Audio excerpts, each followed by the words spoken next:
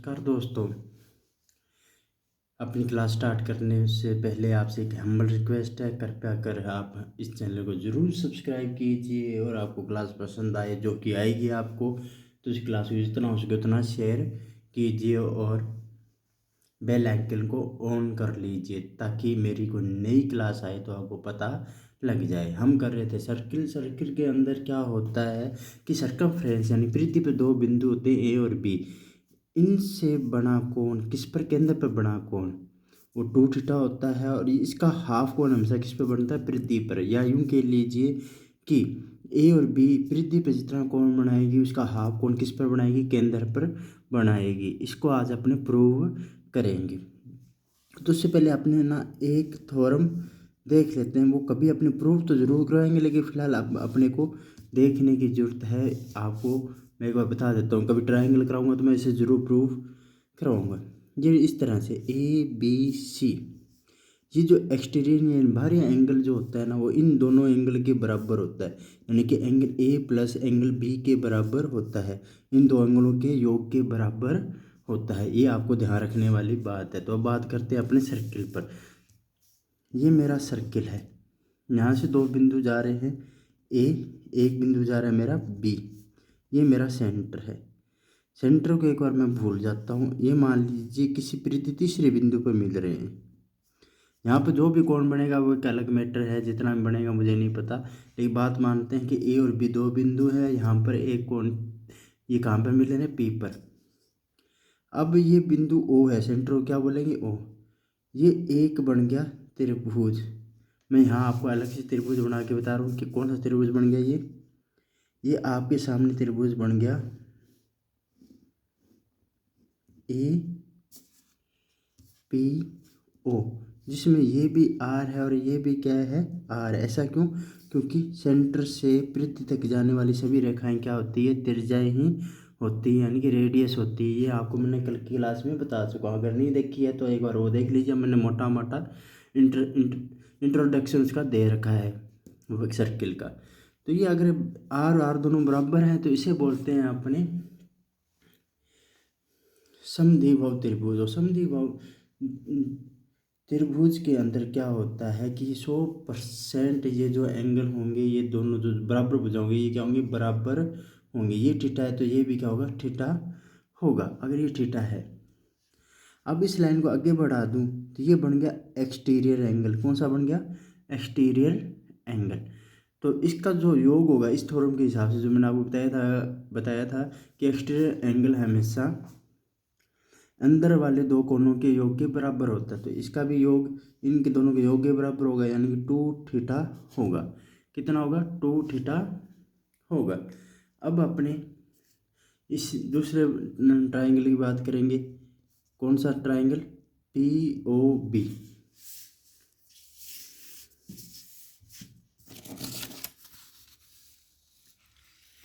मैं इसको डायग्राम को दोबारा यहाँ ड्रॉ कर देता हूँ ताकि आपको पता लग जाए मैंने किस एंगल की बात कर रहा हूँ। ये दो बिंदु बनाए थे अपनों ने, ए बी। यहाँ कोई बिंदु पी बनाया था,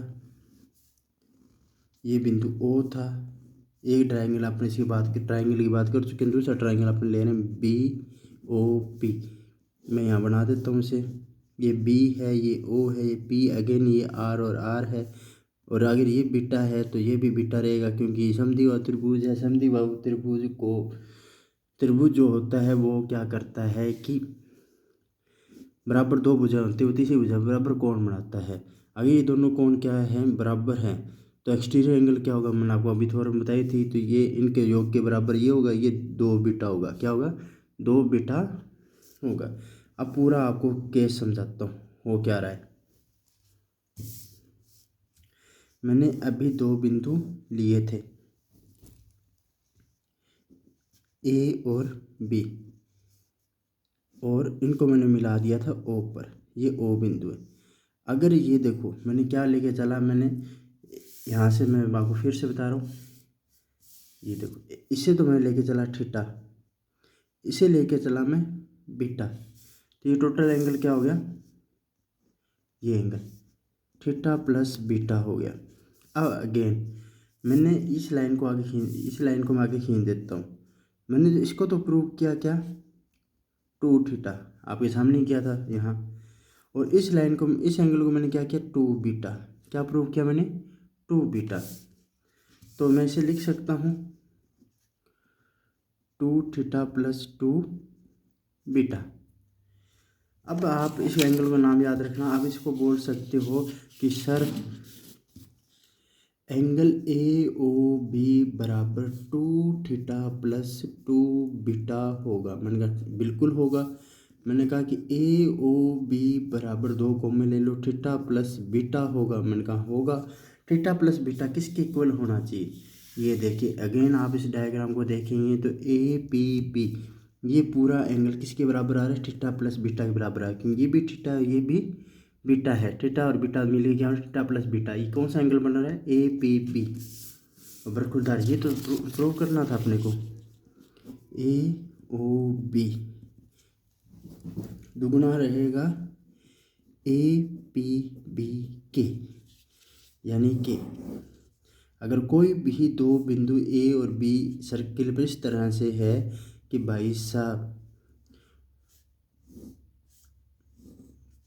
कि ए ओ बी जो होगा, जो एंगल बनाएगा वो क्या बनाएगा, इस पी के जो तीसरे बिंदु सर्कमफ्रेंस या परिधि पर तीसरा बिंदु है पी, उससे जाके मिलते हैं। जो यहाँ जो एंगल बनाएंगे ए पी बी, उसका दुगुना कौन होगा, ए ओ बी। ये तो प्रूव करना था, ये तो प्रूव किया। अगर कहने का सीधा अर्थ है, अगर ये एक्स डिग्री है तो ये भाई साहब क्या होंगे, 2x डिग्री होंगे।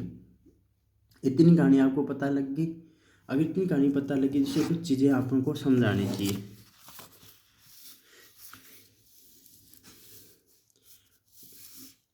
तो मैं समझाने की कोशिश करूँ।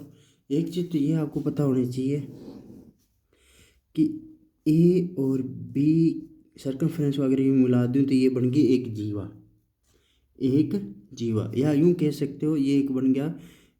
इसको अगर मैं नाम दूँ पी, उसको नाम दूँ मैं क्यू, तो आपके पास दो वर्तखंड बन गए, एक लघु वर्तखंड यानी कि minor segment A P B, और एक बन गया आपके पास A Q B major segment.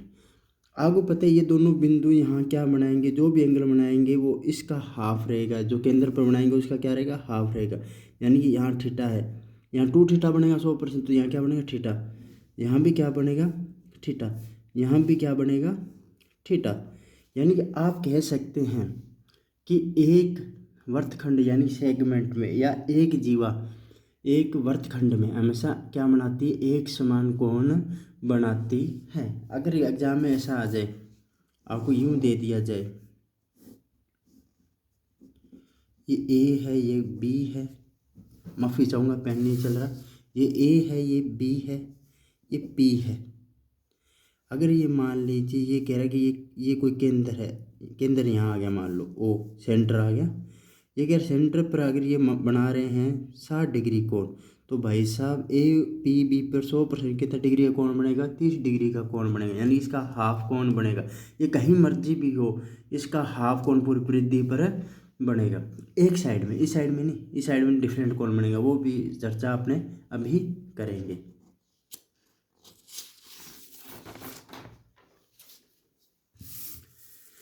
तो मैं आपको क्या बता रहा था, मैं आपको बता रहा था कि एक ये अगर सेंटर ओ है, ये ए और ये बी पॉइंट क्या किस पर है, सर्कमफ्रेंस पर, किस पर है, सर्कमफ्रेंस पर है। तो अगर ये यहाँ थीटा कोण 2 थीटा कोण बनाते हैं तो ये यहाँ कितना कोण बनाएंगे, थीटा कोण बनाएंगे। ये मैं आपको बता चुका हूँ। अब अगेन इसका हाफ कोण बनाएंगे, ये मैं बता चुका हूँ। अगेन अगर मैं ये कह रहा हूँ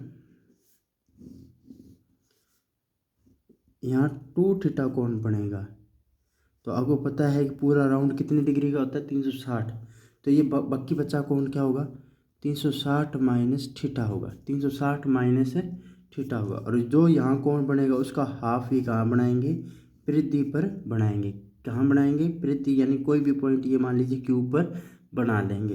तो यहाँ इनका जो वैल्यू आना चाहिए, इसका हाफ क्या हो जाएगा, सॉरी मैं इसको 360 माइनस 2 थीटा लिखना था। 2 थीटा 360 में से गया, बाकी जो बचा वही कौन बचेगा, 360 में से 2 थीटा गया, बाकी कौन बचा, ये ऊपर वाला हो गया। और इसका हाफ कौन कहाँ बनेगा, यहाँ बनेगा। तो 360 माइनस 2 थीटा का हाफ क्या हो गया, 100 माइनस 80 थीटा, 180 माइनस थीटा हो गया, 180 माइनस थीटा हो गया। बार बार फ्रेम से बाहर जा रहा हूँ, उसके लिए माफ़ी चाहूँगा। अगेन मैं आपको अभी तक क्या क्या बता चुका हूँ उसकी बात कर रहा हूँ। मैं आपको ये बता चुका हूँ ए और बी अगर सेंटर पर ओ पर 2 थीटा कोण बनाते हैं तो एक साइड इसकी, इस साइड पी पर कितना कोण बनाएंगे, ये थीटा कोण बनाएंगे। और इस साइड अगर कोई बिंदु क्यू है और उस पर ये कितना कोण बनाएंगे, 180 माइनस थीटा। अब आप P प्लस क्यू आमने सामने वाले जो अपोजिट एंगल है उनको जोड़ दीजिए। उन एंगलों को आप जोड़ेंगे तो P की वैल्यू क्या है, थीटा, और Q की वैल्यू क्या है, 180 माइनस थीटा। ये रही, थीटा से थीटा कट गया, बराबर क्या आ रहा है, 180 डिग्री। यानी कि इसे बोलते हैं एक साइकिल क्वाड्रिलेटर, बोले तो चक्रीय चतुर्भुज। क्या बोलते हैं इसे, चक्रीय चतुर्भुज। चक्रीय चतुर्भुज के आमने सामने कोणों का योग क्या रहता है, 180 डिग्री रहता है। मैं आपको बार बार बता चुका हूँ कि पृथ्वी के दो बिंदुओं से अगर कोई सेंटर पर कोण बनाता है उसका हाफ कोण कहाँ बनेगा, पृथ्वी पर बनेगा। और उसके विपरीत जो कोण बनेगा वो 180 माइनस, जो उस पृथ्वी बना उसका 180 माइनस थीटा बनेगा, क्योंकि दोनों कोणों का योग क्या होता है, 180 डिग्री होता है। इसके अलावा मैंने आपको ये भी बता चुका हूँ कि ए बी को अगर मिला दिया जाए यहाँ से यहाँ, ये बन गई एक जीवा, और एक जीवा पर बने कोणों का योग आपको पता है, सॉरी, एक जीवा वर्तखंड के एक साइड में हमेशा क्या बनाती है, एक जैसा कोण बनाती है। यहाँ अगर थीटा बना रही है तो इस साइड में भी थीटा बनाएगी, इस साइड में भी थीटा बनाएगी। इसी तरह अगर ये यहाँ बीटा बना रही है, बीटा या अल्फा जो भी समझो, तो यहाँ भी ये कोण क्या बनाएगी, बीटा बनाएगी। ये आपको समझने वाली बात है।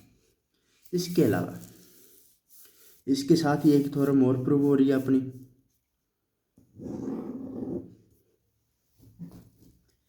मान लीजिए अगर ये जीवा है, जो जहाँ ये जीवा ए बी थी, अब ये जीवा आगे सेंटर से जा रही है तो क्या बन गया, डायमीटर बन गया, यानी कि व्यास बन गया। और व्यास का जो कोण होता है वो 180 डिग्री होता है।